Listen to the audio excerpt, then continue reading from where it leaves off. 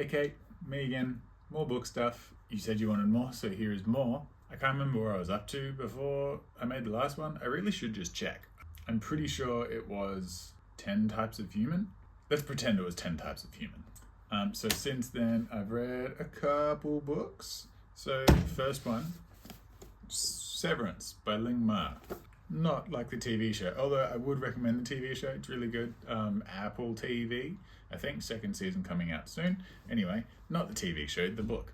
I didn't hate it. The first 2/3, I could kind of take it or leave it. The last third, I was like, yes. Like, I was like, it's getting really good. I sort of felt like there was more happening. I was getting more invested. And then, like, the very ending, like the last page, just not for me. Spoiler, I'm gonna spoil it.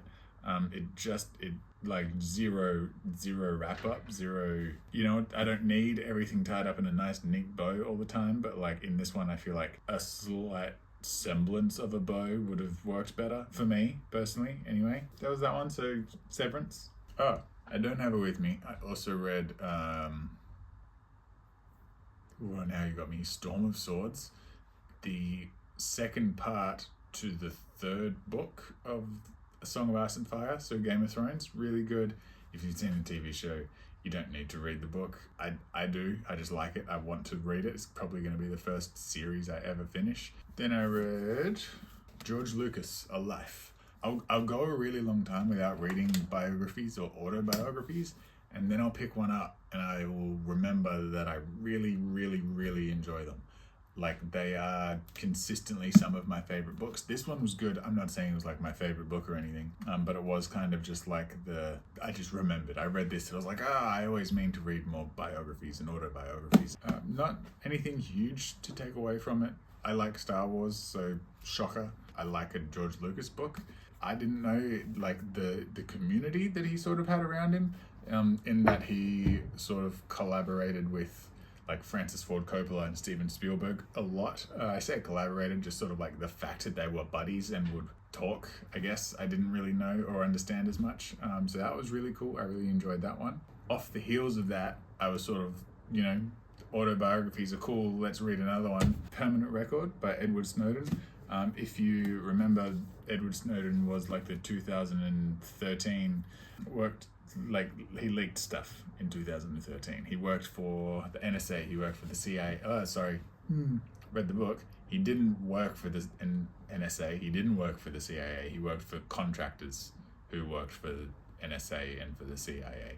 A lot of the time with biographies, for me at least, I like memoirs. So I like give me the snippet, give me the stuff that you're known for, and I tend to like those a lot. Maybe more. I don't want to say I like them more, but anyway. With this, I actually found like his younger years really interesting, like finding out that his government, Jesus Christ. I have exams soon. My brain's sort of clocked off, sorry, but his parents worked for government agencies and stuff. Like his dad was part of the Coast Guard, and he grew up in an area where it was everyone just worked for a government department, and you just sort of like didn't acknowledge it almost. Like there was a part of the book where he spoke about the fact that everyone worked for some sort of government department, and it just sort of wasn't mentioned. You just don't talk about what you do for work, which is fair enough. Really cool. I remember when it came out, and I was really, really keen to read it. He did an interview, he did, all the book press and stuff. And I was really keen and just never got around to it. I found this one at a secondhand bookshop. Thank God for secondhand bookshops. And snagged it. Really, really enjoyed it. It was very good.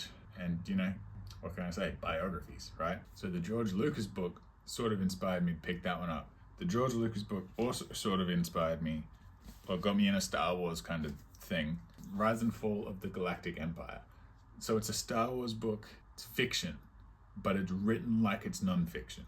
So the idea behind it is basically it's written by a historian in the style of, hey, this person lives in like the Star Wars universe, writing a non-fiction book about the history of that universe. So it's talking about like the battles that take place and all of that sort of stuff. It's cool. It's this weird line for me where it's like, I beat myself up when I'm reading fiction because I'm like, oh, you should be learning something, you should be reading non-fiction, right? So this book is this weird middle ground because it's like, it's not taxing because I know I'm not going to have to recall any of the information in it, but at the same time, my brain's reading what is basically a non-fiction book. So I'm not quite switching off like I would when I read something like Severance. Like Severance, my brain clocked off for the most part when I read it. And it was just, it was just a good time.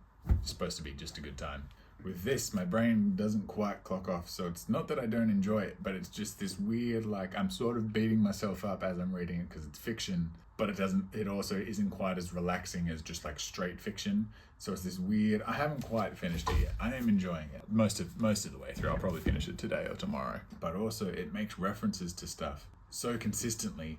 This book is for sure, obviously, targeted at like hardcore Star Wars fans. And it would be amazing for them because it sort of like references stuff that if you have seen whatever movie, name whatever TV show, would be really cool to be like, oh, he's talking about that thing. Because it'll be like, oh, on this planet at this time, this happened, but we don't know all of the details. In the meantime, we have like a whole TV show that's dedicated to showing you all of those details. So it was like, it could be really interesting if you're like a hardcore Star Wars fan. I'm just apparently not that hardcore of a Star Wars fan. And then coming up next, last one, today at the bookstore, I picked up Rio de Janeiro Extreme City by, I'm sorry, I can't try this. I'm not even, look, by old mate, this guy. I picked it up B because it looked really interesting and I don't know, just like my sort of book. But A, the main reason is Orange Spine.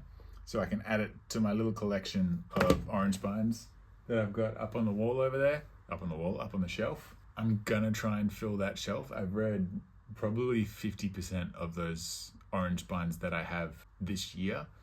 I reckon by the end of next year I can probably have that shelf full because these things have not all been 10 out of 10s, but they've all been really, really enjoyable. Like there isn't one that I didn't like. Rationality, Steven Pinker was mixed, but it wasn't bad. But for the most part, anything with one of those spines for me has just been a really good, enjoyable book. So looking forward to reading Rio de Janeiro now, sometime soon. That's me, really, for the most part. That's the only one that I've got in the cards that I know I'm going to be reading soon. It's coming up next. Outside of that, I really have no idea. If you've made it all the way to the end, appreciate you watching. Let me know what you've been reading, and I'll speak to you soon.